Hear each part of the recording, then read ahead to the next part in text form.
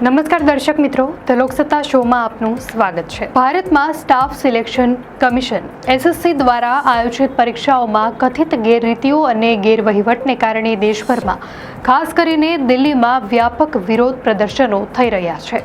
ગુરુવારે SSC post phase 13 ભરતી પરીક્ષામાં કથિત અનિયમિતતાઓ અને કુપ્રબંધન સામે હજારો પરીક્ષાર્થીઓ અને કોચિંગ ક્લાસના જાણીતા શિક્ષકો દિલ્હીના જંતર મંતર ખાતે એકઠા થયા હતા।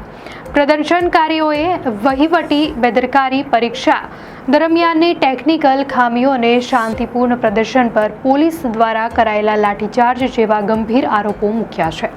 પરીક્ષાર્થીઓ અને શિક્ષકોએ સ્પષ્ટપણે જણાવ્યું છે કે જ્યારે તેઓ જંતર મંતર અને સીજીઓ કોમ્પ્લેક્સની બહાર શાંતિપૂર્ણ રીતે વિરોધ કરી રહ્યા હતા ત્યારે પોલીસે તેમના પર બળપ્રયોગ કરીને લાઠીચાર્જ કર્યો।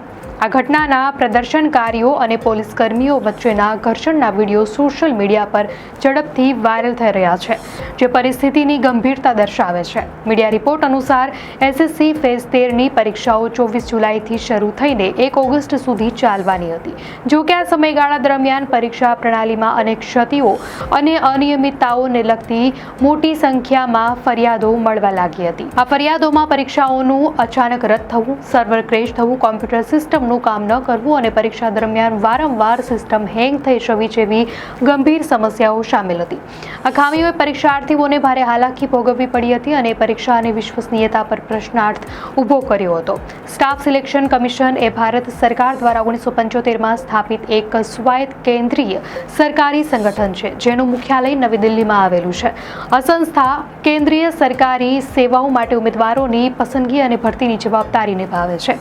એસએસસી પરીક્ષાઓ યોજવા, ઉત્તરવહીઓ તપાસવા અને પરિણામો જાહેર કરવા માટે સંપૂર્ણ જવાબદાર છે। 2010 પહેલા એસએસસી મુખ્યત્વે ગ્રુપ બી અને ગ્રુપ સી પદો માટે પરીક્ષાઓનું આયોજન કરતું હતું। જોકે હવે તે ગ્રુપ બી પદો જેવા કે આસિસ્ટન્ટ એકાઉન્ટન્ટ ઓફિસર અને આસિસ્ટન્ટ ઓડિટ ઓફિસર જેવા મહત્વપૂર્ણ પદો માટે પણ પરીક્ષાઓ યોજશે, જે એકાઉન્ટન્ટ્સ અને ઓડિટ સર્વિસ સાથે સંકળાયેલા છે। આ પરીક્ષાઓનું સંચાલન ઘણા વર્ષોથી ભારતની અગ્રણી technology company Tata consultancy services કરતી હતી। જોકે તાજેતરમાં જ સરકારે એક નવી કેન્દ્રીયકૃત પરીક્ષા પ્રણાલી શરૂ કરી હતી, જે પહેલાની સિસ્ટમ્સનું સ્થાન લેવાની હતી। પરંતુ હવે આ નવી પ્રણાલી અને તેના દ્વારા સંચાલિત પરીક્ષાઓમાં અનેક પ્રકારની અનિયમિતતાઓના આરોપો લાગી રહ્યા છે। આનાથી પરીક્ષા પ્રક્રિયાની પારદર્શિતા અને કાર્યક્ષમતા પર ગંભીર સવાલો ઊભા થયા છે। પ્રદર્શનકારીઓ દ્વારા કરવામાં આવેલી ફરિયાદોમાં પરીક્ષા કેન્દ્રોની પસંદગી અને તેના વ્યવસ્થાપન સંબંધિત અનેક ગંભીર મુદ્દાઓ સામે આવ્યા છે। મીડિયા રિપોર્ટ અનુસાર પરીક્ષાર્થીઓને 500 કિલોમીટર દૂરના પરીક્ષા કેન્દ્રો પર મોકલવામાં આવ્યા હતા। એક પરીક્ષાર્થીએ જણાવ્યું હતું કે પરીક્ષાર્થીઓને દૂરના કેન્દ્રોમાં મોકલવામાં આવે છે, પરંતુ ત્યાં પહોંચતા જ ખબર પડે છે કે પરીક્ષા રદ કરી દેવામાં આવી છે। આનાથી વિદ્યાર્થીઓનો સમય, પૈસા અને પ્રયત્નોનો બગાડ થાય છે। કેટલાક કેન્દ્રો પરની સ્થિતિ તો અત્યંત દયનીય હતી। પરીક્ષાર્થીઓના જણાવ્યા અનુસાર કેટલીક જગ્યાઓએ વિદ્યાર્થીઓ ઉપરના માળ પર પરીક્ષા આપી રહ્યા હતા, જ્યારે નીચેના માળ પર પશુઓના કપાયેલા માથા રાખવામાં આવ્યા હતા। આ પ્રકારનું વાતાવરણ પરીક્ષા માટે બિલકુલ યોગ્ય નથી। વધુમાં વિરોધ કરનારા પરીક્ષાર્થીઓને ચૂપ કરાવવા માટે બાઉન્સરો લગાવવામાં આવ્યા હોવાના પણ આરોપો છે, જે પરીક્ષા પ્રક્રિયામાં ગેરવર્તણૂકનો સંકેત આપે છે।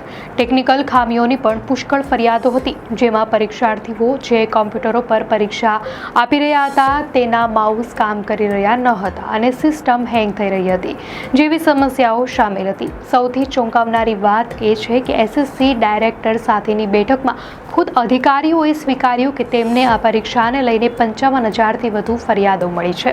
મીડિયા રિપોર્ટ અનુસાર 3 લાખ ઉમેદવારોમાંથી 55,000 લોકોએ ફરિયાદ કરી છે, જે દર્શાવે છે કે આ એક નાનો મુદ્દો નથી, પરંતુ એક વ્યાપક સમસ્યા છે।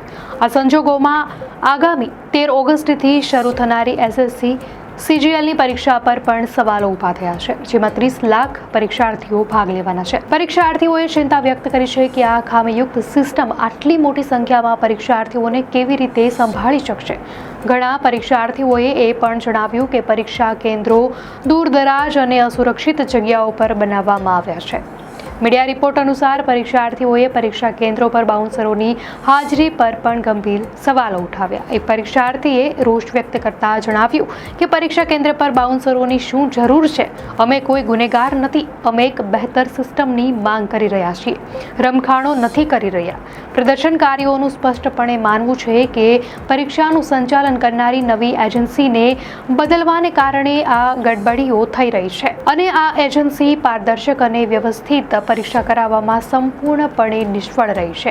પરીક્ષાર્થીઓએ એસએસસીની આ એજન્સીનો કોન્ટ્રાક્ટ તાત્કાલિક રદ કરવાની માંગ કરી છે. તેમનું કહેવું છે કે આ એજન્સીનો રેકોર્ડ ભૂતકાળમાં પણ યુપીએસસી જેવી મહત્વપૂર્ણ પરીક્ષાઓમાં ખરાબ રહ્યો છે. તેમ છતાં તેને ફરીથી આટલી મોટી જવાબદારી આપવામાં આવી છે. પરીક્ષાર્થીઓએ આ અવ્યવસ્થા માટે એજન્સીને સીધી રીતે જવાબદાર ઠેરવી છે અને તેના પર તાત્કાલિક કાર્યવાહીની પણ માંગ કરી છે. આ વિરોધ પ્રદર્શનને સોશિયલ મીડિયા પર પણ વ્યાપક સમર્થન મળી રહ્યું છે. એક્સ જેવા પ્લેટફોર્મ પર #SSC સિસ્ટમ સુધારો, #SSC મિસમેનેજમેન્ટ જેવા હેશટેગ ઝડપથી ટ્રેન્ડ કરી રહ્યા છે.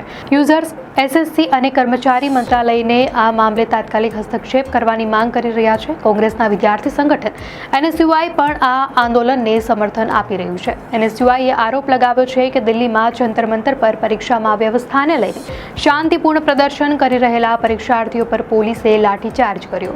પ્રદર્શનમાં સામેલ NSUIના અધ્યક્ષ વરુણ ચૌધરીએ જણાવ્યું, આ ફક્ત પરીક્ષામાં ગડબડીનો મુદ્દો નથી. આ એ સરકારના વલણનો મામલો છે જે ન્યાય માંગી રહેલા યુવાનોને ચૂપ કરાવવા માંગે છે. NSUIએ એ ચેતવણી આપી છે કે જો સરકાર આ મુદ્દે કોઈ પગલાં નહીં ભરે તો સંગઠન નેતા સમર્થકો સાથે દેશભરમાં મોટા પાયે પ્રદર્શન કરશે.